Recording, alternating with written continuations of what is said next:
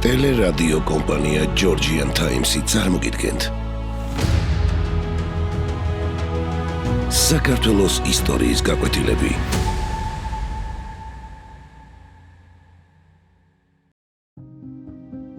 დარიალის კარიბჭე. საქართველოს გეოპოლიტიკური მდებარეობა უძველესი დროიდან განსაზღვრავდა მის სტრატეგიულ როლს. საქართველო არ ყოფილა მხოლოდ ხიდი აღმოსავლეთსა და დასავლეთს შორის. ის იყო დამაკავშირებელი და საჭიროების შემთხვევაში შემაკავებელი ძალა ცივილიზებულ სამყაროთა გზაჯვარედინზე.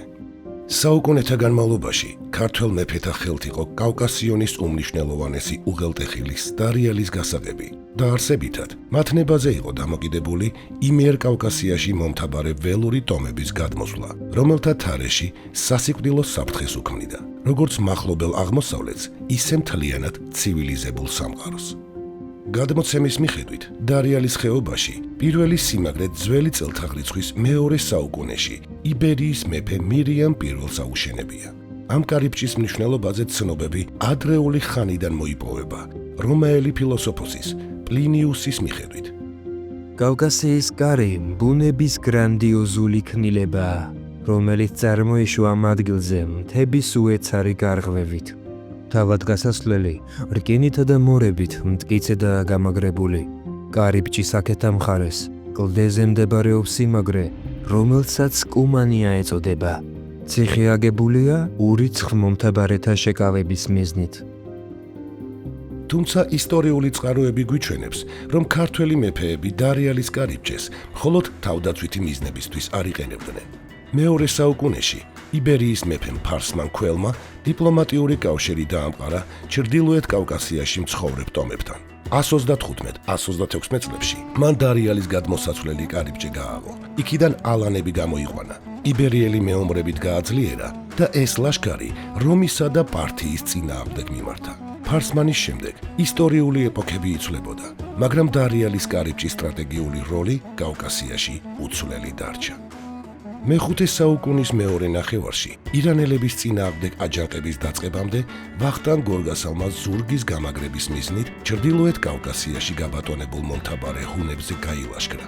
სამომავლო ბრძოლებში წარმატების გარანტად მას ჩრდილოეთის მნიშვნელოვანი გზები და გადასასვლელები უნდა გაემაგრებინა. როგორც წყაროდან ვგებულობთ, ვახტანგმა შექმნა კარნი ოვსეთისანი, რომელთა ჩვენ დარიანისად ვუწოდეთ. და აღაშენა მასზე და გოდოლნი მაღალნი და დაადგინა მცველად მახლობელნი იგი მთიელნი.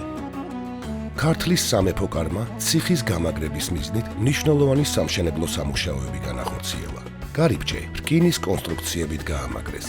ახალი თავდაცვითი კოშკები ააგეს, ხოლო ციხის კედლები შენარჩუნდა და გამყარდა. აღსანიშნავია, რომ როგორც ქართულ, ისე უცხოურ ისტორიულ წყაროებში დარიალის კარიბჭე სხვადასხვა სახელწოდებითაა ცნობილი. მას მოიხსენიებენ როგორც არაგვის კარს, იბერიის კარს, კავკასიის კარს, ოვსთა კარს და სხვას. ამ ტერმინთა მრავალფეროვნება ადასტურებს დარიალის უღელტეხილის განსაკუთრებულ სტრატეგიულ და სიმბოლურ მნიშვნელობას მთელ რეგიონში. ალბათ სწორედ ამ მიზეზით სხვადასხვა ეპოქაში მისი კონტროლისკენ მიისწრაფოდნენ ყველაზე ძლიერი იმპერიები.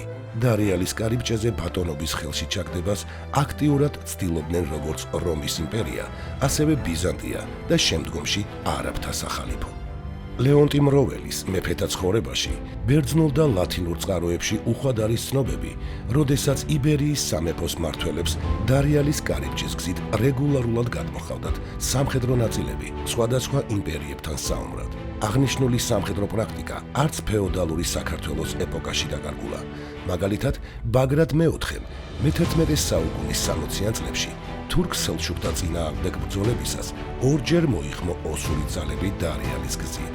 1118 წელს დავით მეოთხე აღმაშენებელმა ყივჩახთა ლაშქარი გადმოიყვანა იმავე მიმართულებით, რაც მისი საგარეო სამხედრო კამპანიების დასაწყისს დაემთხვა. გიორგი მესამემ სპარსეთის ათაბაგთან ომისთვის ქართულ ლაშქართან ერთად გამოიყვანა ალანთა მხედრობაც.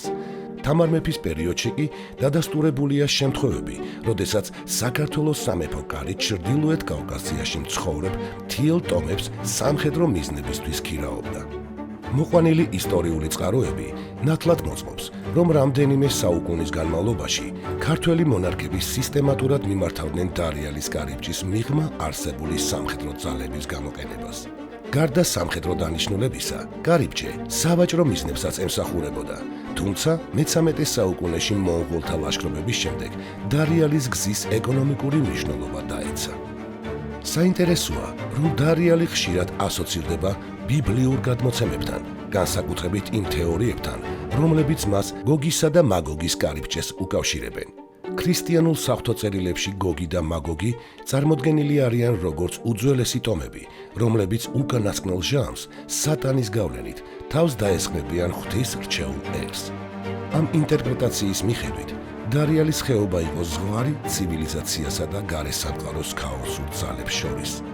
შესაბამისად, ქართველები აღიქმებიან როგორც ამ საზღვის მცველები და ღვთის საქმის აღმსრულებლები.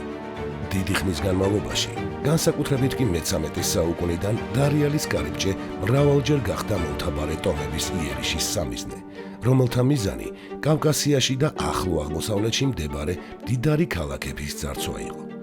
ქართველი მეფე-მთავრები ყველა შესაძლებელ რესურსსა და ძალას ხმარობდნენ, რათა მოეგერიებინათ მათი თავდასხმები.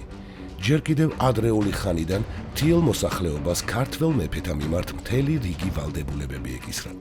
იხდიდნენ ხარკს, ომის პერიოდში გამოჰყავდათ ლაშქარი და რაც ყველაზე მნიშვნელოვანია, აქ მცხოვრები მთიელების ისტორიული მისია ჩრდილოეთის კარიბჭის დაცვა იყო, რასაც შესანიშნავად ართმევდნენ თავს. დარიალის ხეობას იმდენად ვიწრო და ღრმა შესასვლელი აქვს, რომ ადამიანთა მცირე ჯგუფს სულ ადვილად შეუძლია გაცილებით დიდი რაოდენობის მტრის შეკავება. ქართველ მეფეებს ეს კარგად ესმოდათ, ამიტომაც ყველანაირად ხელს უწყობდნენ ქართველი მთიელების კავკასიონის ჩრდილოეთ ფერდობზე ჩასახლებას. მე-10 საუკუნის არაბი ისტორიკოსის იბნ რუსტეს ჩანაწერებიდან ვკითხულობთ. დარიალი დგას მთის წვერზე, ხოლო მის ქვეშ გადის გზა. ციხესიმაგრე შემოზღუდულია მაღალი მთებით და გამუდმებით მის კედლებს იცავს 1000 კაცი მის მცხოვრებთაგან. როდესაც 1918 წელს საქართველომ დამოუკიდებლობა მოიპოვა, მთიელები ისევ იარაღით ხელში დადგნენ ქვეყნის სადარაჯოზე. ჩვენ მქონდა დამოუკიდებლობის 3 წელი, რომელიც საბოლოოდ ბოლშევიკურმა მე-11 არმიამ დაასამარა. მაგრამ დღეს ცოტას თუ ახსოვს, რომ მთელი 3 წლის მანძილზე ბოლშევიკებს არაერთი მცდელობა ჰქონდათ საქართველოში ჩრდილოეთიდან დარიალის ხეობით შემოჭრილიყვნენ, მაგრამ იქ გამაგრებულმა მოხევე მესაზღვრეების პატარა ჯგუფმა არაერთხელ უკუაქცია მტერი. ისე დასრულდა 1921 წლის რუსეთ-საქართველოს ომი, ერთ რუს ჯარისკაცს არ გადმოულახავს დარიალის კარიბჭე.